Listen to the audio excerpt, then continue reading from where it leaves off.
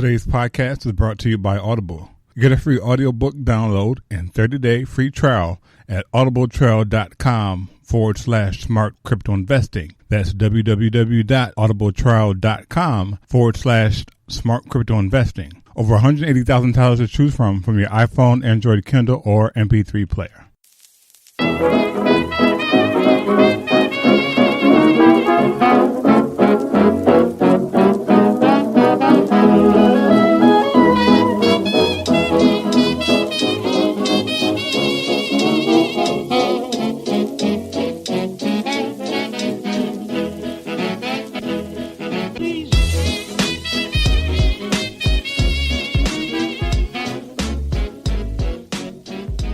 Welcome to episode 4 of the Smart Crypto Investing Podcast. This is your host, Chuck Rivers. I'm so glad you decided to join in today.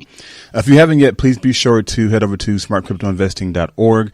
Also, you can check us out on Facebook at Smart Crypto Investing, and we're also over on Facebook at Smart Crypto Investing as well. And be sure to leave the show an honest review and rating on iTunes, and we'll very shortly be into iHeartRadio as well. Today's guest, we have Kiril Ravenstrong on the line with us. It's Kiril Ravenstrong. Today we're going to be talking about bitshares.org, and we're also going to be talking about the Billionaire Hero Campaign. Yes, the Billionaire Hero Campaign. I think you'll find that very, very interesting. So without further ado, let's go ahead and jump right into today's interview. Kiril, welcome to the Smart Crypto Investing Podcast. How are you doing today? I'm doing great, Chuck. Thank you for having me. No problem. So glad you can come on and join us today. So let's go ahead and jump right into it. Tell us a little bit about your background. Right. So it's been a wild ride, this life for me. My training ranged from a Zen Buddhist monastery, from working in Hollywood to studying business with Tony Robbins, to being an activist at Occupy Wall Street. And now I'm in the cryptocurrency space. Yeah. And so when you mentioned the Zen Buddhist, and I'm very familiar with Tony Robbins. He's one of my favorite. Yeah. Was there something that led you to Zen Buddhism, or was that? Yeah. Yeah. Oh yeah. No, I mean, Zen Buddhism was the very last place I looked for the truth I was looking for. I was in a great deal of personal suffering that I came to realize was existential suffering. It wasn't physical. It wasn't emotional. And meditation was the thing that really saved my life and put me on the right path. And did you?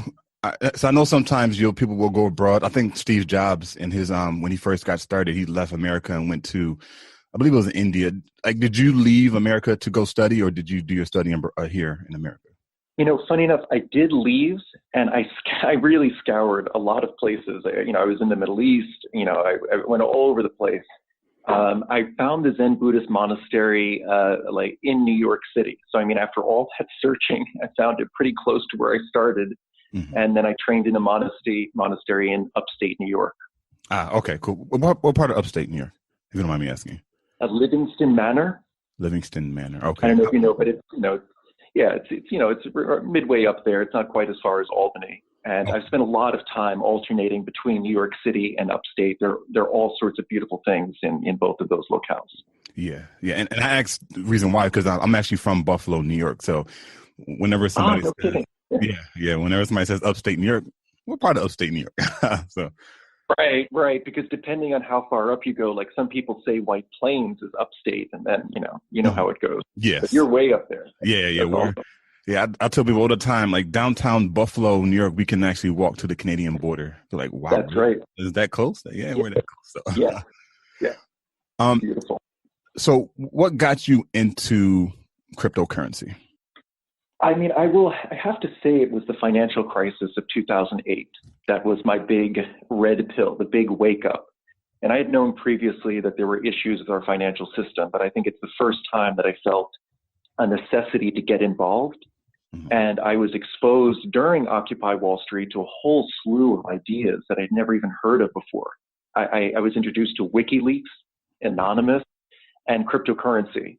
And, I was first exposed to Bitcoin. I got the idea of it. I immediately recognized that it was a serious innovation, something unlike we'd ever seen before. But it took me a long time. It took me years to finally really kind of understand how to harness it, how to work with it, and how to bring it to the marketplace. And it's only in the last year that I've really made the commitment to devote my energies to bringing innovation to the cryptocurrency marketplace itself. Like, there's a lot that needs to be done so that the marketplace can receive it. Yeah, and I'm new. Like, I came across the idea of cryptocurrency and Bitcoin, I think a couple of years ago, but I was one of the people that thought it was a fad. I was watching I don't know if you saw the documentary on Netflix, the Bitcoin documentary on Netflix. I forget the name of it. Oh yeah. And with Bitcoin Gospel. Yes, yeah, yeah. And it's interesting that, they were out in the streets interviewing and asking people questions about Bitcoin and cryptocurrency. And most of them said, no, they wouldn't touch it. Like, it's still one of those things where it's like, just like when the internet first was rolled out, everybody thought that it was just some fad that was just here today and gone tomorrow. But that's right. But just studying cryptocurrency myself heavily and just understanding the future of technology, it's really a big thing right now. Yeah, I mean, on two fronts, I would say. On the first is the blockchain technology itself, and that's the underlying protocol that makes cryptocurrency work. Yeah. And I view the blockchain technology literally as Internet 2.0. It is a significant update to how our information system works. And the very fact that it returns power to the individual in ways that are only just beginning to be tapped, that's the real foundation there. And then the beauty of cryptocurrency is it allows people to compete with centralized banking. And if you can't compete with something, you will never be able to rein it in. But if you can offer a viable alternative to the fiat currency, mm-hmm. then you can challenge that to be a good actor. You can compel them to up their game and raise their standards. Yeah. So a question for you now, and of course this comes up a lot, especially when people ask me about cryptocurrency. Do you see somewhere in the future where government will try to somehow, because right now it's all decentralized, but will government somehow in the future try to come in and dictate how the blockchain is actually ran? Of course. I mean, that's an inevitable eventuality. Mm-hmm. And I get asked that a lot. So first, I have to really give you the caveat. I'm not a lawyer, so I'm just giving you my opinion and perspective. Yeah. But I do know, for example, the SEC is seriously looking at how securities are run through the blockchain, and that would be an example, the ICOs. Mm-hmm. That's going to be a serious problem. In terms of the blockchain technology, the humor is that I actually see governments adopting it within the next 10 years or so in a very big way. And one of the things that blockchain can do is it can restore the sovereignty of the nation, and it can eliminate at the same time a huge amount of bureaucracy, enabling what really looks like smart contracts that execute automatically. That's a huge breakthrough that may at one point change the way government itself functions. Yeah, I agree 100%. And the challenge that I have is that a lot of people don't know that there's a distinction between when, of course, Bitcoin is the hottest thing right now, but a lot of people don't know that Bitcoin is just built on a blockchain. Like, there's thousands and thousands of different coins that are using the technology to try and get out there in the market. Yeah.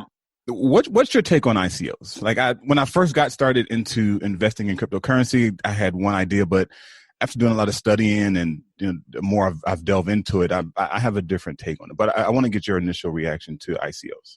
So the first and the basic response that I had is, wow, what a powerful tool. Mm-hmm. So I'm very excited about it with just the first blush. But then as you start to look more deeply, yes, it's a powerful tool. And I have some serious doubts maybe about as many as half of the ICOs that are currently being run. And I don't want to single anyone out, but it's not merely that they're violating the spirit of the law of securities. Mm-hmm. Many of them don't necessarily have a good business model behind them. Yes. So you'd have to remember there's no such thing as get rich quick. If you're doing an initial coin offering, it behooves you to make sure that you have experts so that you can be totally compliant, even if the law changes in the future and they try to retroactively prosecute. You want to make sure that you're agile, you're strong, and you're very clear that the legal landscape can change on a dime. And you also want to make sure that you have a very sound team. So if you're investing in an ICO, just make sure it's a project you believe in. Make sure that it's something that excites you. Make sure that it's something that you want to see in the world. About half of the ICOs that are being done right now actually relate to building of infrastructure, something that would have been normally done by, if not by the government, then by some sort of public-private trust. So that's a huge social function that I'm pretty sure over the next kind of couple of years are going to be instrumental in rebuilding many, many countries. Yeah. Yeah. And that's the same advice that I give to people that ask me. I had this one guy on Facebook, for some reason, he keeps messaging me, say, "Hey, Chuck, any good ICOs lately?" I'm like, that's not me personally. Like I'm not in it for, because usually when I hear ICOs, and you can tell me if you agree or disagree, but usually when I hear ICOs, I think of more so people comparing it to, or it being similar to options trading, like day trading, right? People get in ICOs high, get in at like 25 cents or 50 cents, whatever, goes up to 30,000 and they sell it, right? So for me personally, I see ICOs comparable to options trading, but I do agree with you, like where people need to start researching, who's behind that coin. Like go research the ICOs, follow them on Twitter, what's being talked about in the news. Telegram, I know Telegram is a big thing right now for cryptocurrency investors. Do the research as opposed to just following what's being talked about, I guess you can say, on Twitter feed or whatnot. Absolutely. No, I mean, really, I don't think it's ever been more important to do your research. So it's Chuck, it's an excellent point. And also, you're looking at a buyer be warned. And we're talking about, all right, so there are normal challenges to business. Let's say a business does everything right. They can still go under, and they can go under at any time. So it's very high risk. But on top of that, you're looking at massive uncertainty globally. And you're looking at what I interpret as emotional responses. I think people either get excited or they get panicked and they make poor decisions. Yeah. So you do your research and just be smart, just be lucid and clear about why you're getting into something. If you're trying to do it as day trading, hey, that's perfectly fine if that's what you want to do. I just see the actual usage of ICO for most people, for regular people, will be things that are actually local, are things that may start a small local business that will help a town, or a modest infrastructure project that will have social value. But I really do think that that's the trajectory that we'll see emerging over the next few years as more and more people get into the cryptographic space. Yeah. So, Kiril, so tell us a little bit about the Billionaire Hero campaign. Yeah. I was please go ahead. Yeah. So I was going to say, so before we got on, I was doing a little bit of research, and I was really fascinated. Like I've heard of BitShares before. I just never really delved into it. And I started doing a little bit more research going on CoinTelegraph, looking at some articles on there. And I was really shocked of what BitShares is doing and how they're tying in, So what's the Billionaire Hero campaign? So, I mean, this is, for me, it was a real answer, because once I recognized that I wanted to get into cryptocurrencies, I was looking for some sort of group or some sort of, team that was doing something with the currency that inspired me.